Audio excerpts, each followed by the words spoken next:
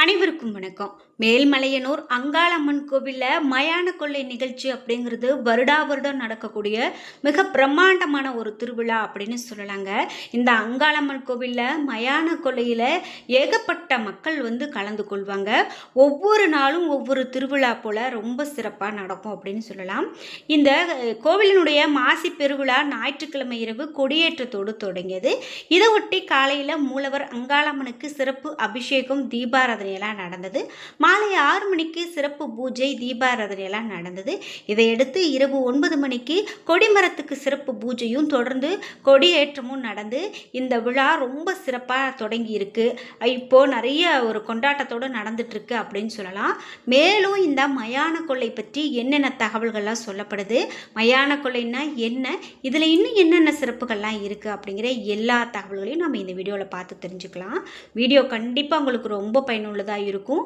வீடியோவை ஸ்கிப் பண்ணாமல் பாருங்கள். நீங்கள் இந்த ஊரை சார்ந்தவங்க, அதாவது விழுப்புரம் இந்த மேல்மலையனூர் கோவிலுக்கு நீங்கள் போயிருக்கீங்க, இந்த மயான கொள்ளை பற்றி உங்களுக்கு தெரியும், உங்கள் ஊரில் ரொம்ப சிறப்பாக கொண்டாடுவாங்க அப்படின்னா மறக்காமல் உங்களுடைய கருத்துக்களை கமெண்ட் பாக்ஸில் பதிவிடுங்க. வீடியோவை ஸ்கிப் பண்ணாமல் பாருங்கள். நீங்கள் இன்னும் உற்சாகம் டிவி சேனலை சப்ஸ்கிரைப் பண்ணாமல் இருந்தால் சப்ஸ்கிரைப் பண்ணிக்கோங்க. கூடவே இருக்க பெல் ஐக்கானை மறக்காமல் கிளிக் பண்ணிடுங்க. வாங்க வீடியோக்களில் போகலாம். இந்த வீடியோவை பார்த்துட்டு இருக்கக்கூடிய ஒவ்வொருவருக்கும் வாழ்க்கையில் ஒவ்வொரு மாதிரியான பிரச்சனை இருக்குங்க. முக்கியமான பிரச்சனை அப்படின்னு பார்த்தீங்கன்னா இன்றைக்கி பலரும் சந்திக்கிறது கடன் பிரச்சனை. இந்த கடன் தொல்லையில் இருந்து நம்ம வெளிவரதுக்கான வழிகள்லாம் என்ன அப்படின்னு பார்த்தீங்கன்னா நமக்கு கிடைக்கிறது இல்லை. ஒரு சின்ன கடனாக தான் இருக்கும், ஆனால் அது வருடக்கணக்கில் போகும்போது பெரிய கடனாக மாறி வாழ்க்கையில் நிம்மதியே இருக்காது. இதுக்கெல்லாம் என்ன தீர்வு அப்படின்னு பார்க்கும்போது நமக்கு ஏதோ ஒரு கெட்ட நேரம் தான் இப்படியெல்லாம் செய்யுது. இதை நம்ம சரி செய்யணும் அப்படின்னா இந்த வீடியோவுக்கு கீழே டிஸ்கிரிப்ஷனில் வராகியம்மன் ஜோதிட நிலையத்தின் தொலைபேசி எண் கொடுத்துருக்கேன். அந்த எண்ணுக்கு தொடர்பு கொண்டு பேசி பாருங்கள். கண்டிப்பாக உங்கள் வாழ்க்கையில் இருக்கக்கூடிய எல்லா பிரச்சனைகளுக்கும், முக்கியமாக கடன் பிரச்சனைக்கான தீர்வு காணப்படும். இந்த மயான கொள்ளை அப்படின்னு பார்த்தீங்கன்னா நாம் ஒவ்வொரு முறையும் நடக்க போகக்கூடிய திருவிழாவும் ஏகப்பட்ட மக்கள் கலந்து கொண்டு இங்கே பலியிடுவது, வேடமிட்டு நிறைய பக்தர்கள் வரக்கூடியதை நம்மளால் பார்க்க முடியும். முக்கியமாக பக்தர்கள் முதுகில் அழகு குத்தி கொண்டு இந்த கிரேனில் அந்தரத்தில் பறந்தவாறு அம்மனுக்கு மாலை அணிவிக்கக்கூடியது, சுவாமி ஊர்வலமாக வரக்கூடிய சாலையில் மக்கள் குவிந்திருந்து பார்க்கக்கூடியதெல்லாம் நாம் பார்க்க முடியும். அந்த வகையில் ஒவ்வொரு பக்தரும் ஒரு வேண்டுதல் வச்சுக்கிறாங்க. அந்த வேண்டுதல் நிறைவேறிய பிறகு அந்த அம்மனுடைய வேடமே போட்டு கூட இப்படி அம்மனுக்காக வழிபாடு செய்யக்கூடியதை பார்க்க முடியும். முக்கியமாக மேல்மலையனூர் அப்படின்னு சொன்னாவே முதல்ல நமக்கு ஞாபகம் வர்றது ஆயிரக்கணக்கான பக்தர்கள் கலந்து கொள்ளக்கூடிய இந்த திருவிழா தான். இந்த திருவிழா அப்படின்னு பார்த்தீங்கன்னா நிறைய பக்தர்கள் கலந்து கொள்வது மட்டும் இல்லாமல் இந்த புராண கதைகள் கேட்கும் போது நமக்கு ரொம்ப ஆச்சரியத்தோடு இருக்கும். முன்னொரு காலத்தில் பிரம்மனுக்கு 5 தலைகள் இருந்ததாம். அதனால் அவருக்கு ஆணவம் வந்துருச்சு அப்படின்னு சொல்லி அதை அடக்க சிவபெருமான் அவருடைய 5வது தலையை கிள்ளி போட்டாராம். இதனால் ஈசனை பிரம்மஹஸ்தி தோஷம் பிடித்துக்கிட்டு தான் பிரம்மனுடைய 5வது தலை சிவனுடைய கையில் பிரம்ம கபாலமாக மாறி போனதாம். அப்படியே கபாலமாக மாறி மட்டும் இல்லாமல் கையை விட்டு போகாமல் ஒட்டிக்கிட்டே இருந்துச்சான்.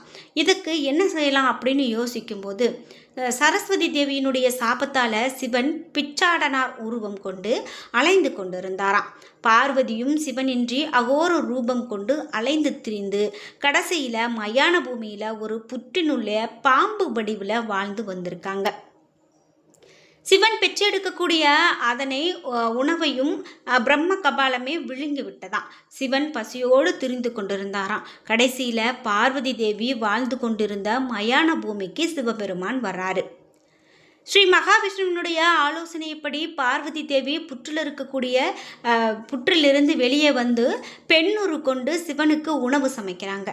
சிவன் பிச்சை எடுக்க வந்ததும் அன்னபூர்ணியாக அன்னை அவள் சமைத்த உணவை 3 கவளங்களாக்கி அவருடைய பிரம்ம கபாலத்தில் இடத் தொடங்குறாங்க. முதல் 2 கவளங்களையும் உண்ட அந்த கபாலம் உணவினுடைய ருசியில் மயங்கி 3வது கவளத்தையும் அன்னை கபாலத்தில் இடாமல் சூறையாக கீழே வீசுகிறாங்க. அதை உண்ண இந்த கபாலம் சிவனுடைய கையை விட்டு கீழே இறங்குது. உடனே ஆவேசத்தோடு அன்னை கீழே இறங்கிய கபாலத்தை தன்னுடைய காலில் மிதித்து சுக்கு நூறாக்குறாங்க. இந்த கபாலவதம் முடிந்தவுடன் அன்னை அங்காளியாக மயான பூமியில் ஆவேசமாக நடனமாடுறாங்க. அவள் ஆடிய அந்த ஆட்டத்தில் இந்த உலகமே தடம் புரளுது அப்படின்னு சொல்லுவாங்க. அந்த அம்மன் போர்க்கோளம் பூண்டு தேரில் ஏறி பயணிக்கிறாங்க. அன்னையை சாந்தப்படுத்த ஸ்ரீ விஷ்ணு தேரினுடைய அச்சாணியை முறிய செய்கிறாரு. கீழே மல்லாந்து விழுந்த அந்த அம்பாள் சினம் தணிந்து 4 திருக்கரங்களோடு சூலம், கத்தி, உடுக்கை, கபலத்தோடு எழுந்து உட்கார்ந்து அங்கேயே அங்காள பரமேஸ்வரி என்னும் திருநாமம் கொண்டு எல்லோருக்கும் தரிசனம் கொடுக்குறாங்க. விழுப்புரம் மாவட்டத்தில் இருக்கக்கூடிய இந்த மேல்மலையனூர் அங்காள பரமேஸ்வரி ஆலயம் ரொம்பவே பிரசித்தி பெற்றது இந்த மயான கொள்ளைக்கு. இது செஞ்சியிலிருந்து சுமார் 20 கிலோமீட்டர் தொலைவில் இருக்கக்கூடிய இடம். இந்த தளத்தில் அன்னை மல்லாந்த திருக்கோலத்தில் காட்சியளிக்கக்கூடியதை பார்க்க முடியும். இது நடந்தது சிவராத்திரி அடுத்த அமாவாசை அன்னைக்கு. அதனால தான் அன்று மயான கொள்ளை உற்சவம் கொண்டாடக்கூடிய வழக்கம் இன்றைக்கும் அதிகமாக இருக்குது. முக்கியமாக நம்ம தமிழகத்தில் நிறைய ஊர்களில் இருக்கிறது. இந்த விழுப்புரம், மேல்மலையனூரில், சேலம் மாவட்டத்தில் அப்படின்னு அதிகமான ஊர்களில் இந்த மயான கொள்ளை இன்றைக்கும் சிறப்பு வேடமிட்டு பக்தர்கள் கொண்டாடுவாங்க. அன்னை மயானத்தில் அன்னத்தை சூறையிட்டது போல அங்கு வரக்கூடிய பக்தர்களும் தங்களால் இயன்ற காய், கனி, முட்டை, தானியங்கள், கொழுக்கட்டைகள், அதே போல் சில்லறை காசுகள், கீரை வகைகள் போன்ற பொருட்களை சூறையாடுறாங்க. சூறையிட்ட அந்த பொருட்களை விழா முடிந்ததும் தங்களுடைய நிலங்களில் கொண்டு போய் போட்டால் அந்த வருட வேளாண்மை சிறப்பாக நடக்கும் அப்படிங்கிறது மிக பெரும் நம்பிக்கை. சூறையிடக்கூடிய பக்தர்கள் தாங்களும் அங்காள பரமேஸ்வரி, காட்டேரி, பாவாடைராயன் போன்ற வேடங்களில் ஆவேசமாக ஆடிக்கொண்டே வந்து மயானத்தில் சூறையிடுவது இந்த விழாவினுடைய ரொம்ப சிறப்பு. அன்று தீய சக்திகளை அன்னை அடித்து விரட்டுவதாக ஐதீகங்கள் சொல்லப்படுது. சிவராத்திரி இரவிலிருந்தே மயான கொள்ளை திருவிழா தொடங்குது. பிறகு அம்மன் கண் திறப்பு, இரத்த பலி வீசுதல், அமாவாசை நடுப்பகல் மயான கொள்ளை, பிறகு ஊஞ்சல் உற்சவம், கடைசியாக விடையாற்றி உற்சவம், அதே போல் இந்த கோலங்கள் எல்லாமே கோலாகலமாக நடக்கும். தமிழகமெங்கும் அங்காள பரமேஸ்வரி அம்மனுக்கு ஆலயங்கள் அதிகமாக இருக்குங்க. எல்லா ஆலயங்கள்லையுமே இந்த மாசி மாத அமாவாசை மயான கொள்ளை உற்சவம் சிறப்பாக நடக்கும். அங்காள பரமேஸ்வரி மேல் இருக்கக்கூடிய பக்தியால் பிற மாநிலங்களில் இருந்து கூட ஏராளமான பக்தர்கள் ஆயிரக்கணக்கில் இந்த திருவிழாவை காண மேல்மலையனூர் வருவது உண்டு அப்படின்னு சொல்லலாம். இந்த மாசி அமாவாசை அன்று இந்த அம்பிகை தன்னுடைய முழு சக்தியோடு வீற்றிருப்பாள் என்று மேல்மலையனூர் சென்று அந்த அம்மனை தரிசனம் செய்தால் நிறைய நலன்களையும் பலன்களையும் நம்மளால் பெற முடியும் அப்படிங்கிறது ஐதீகம். அந்த வகையில் இந்த மயான கொள்ளையில் கலந்துக்கிறதுக்காக ஏராளமான பக்தர்கள் வருவாங்க அப்படின்னு சொல்லலாம்.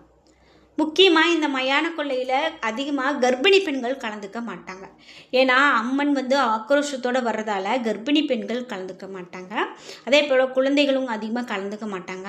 ஆனாலும் இந்த மயான கொள்ளை நிகழ்வு அப்படின்னு பார்த்திங்கன்னா தமிழகத்தில் ரொம்ப சிறப்பாக கொண்டாடப்படக்கூடிய ஒரு நிகழ்வு அப்படின்னு சொல்லலாம். முக்கியமாக அம்மனுக்கு இந்த உற்சவங்கள், இந்த வீதி உலா அப்படின்னலாம் பார்க்கும்போது யானை, குதிரை, புலி, கேடயம் உள்ளிட்ட வாகனங்களில் வீதி உலா பக்தர்களுக்கு அருள்பாலிப்பாங்க. விழா இப்போது சிறப்பாக நடந்து கொண்டிருக்கிறது. இந்த மயான கொள்ளை பற்றி நீங்கள் என்ன நினைக்கிறீங்க அப்படிங்கிற உங்களுடைய கருத்துக்களை மறக்காமல் கமெண்ட் பாக்ஸில் பதிவிடுங்க. அதே போல் நீங்களும் இந்த மயான கொள்ளை நிகழ்வை பார்த்துருக்கீங்களா அப்படிங்கிற உங்களுடைய கருத்துக்களை கமெண்ட் பாக்ஸில் பதிவிடுங்க. ஒரு வேண்டுதல் வச்சுக்கிட்டு அந்த வேண்டுதல் நிறைவேறியுமே இந்த மக்களும் அம்மனை போல வேடமிட்டு இந்த திருவிழாவில் கலந்து கொள்வது அப்படின்னு பார்த்திங்கன்னா ரொம்பவே ஆச்சரியமான ஒரு விஷயம் அப்படின்னு சொல்லலாம். இப்படி தான் வருடம் மயான கொள்ளை அப்படிங்கக்கூடியது ரொம்ப ரொம்ப சிறப்பாக நடக்கக்கூடியதாக இருக்குது. சிவபெருமானுக்கும் பார்வதி தேவிக்கும் நடந்த ஒரு சில விஷயங்களை, அதாவது புராணத்தின்படி இன்று இரவு என்ன நடந்தது அப்படிங்கிறதை எடுத்து சொல்லக்கூடியதாகத்தான் இந்த திருவிழாக்கள் நடக்கிறது. என்ன நண்பர்களே, வீடியோ உங்களுக்கு பிடிச்சிருந்தா லைக் பண்ணுங்கள், ஷேர் பண்ணுங்கள், கமெண்ட் பண்ணுங்கள். நீங்கள் இன்னும் உற்சாகம் டிவி சேனலை சப்ஸ்கிரைப் பண்ணாமல் இருந்தால் சப்ஸ்கிரைப் பண்ணிக்கோங்க. கூடவே இருக்க பெல் ஐக்கானை மறக்காமல் கிளிக் பண்ணிடுங்க.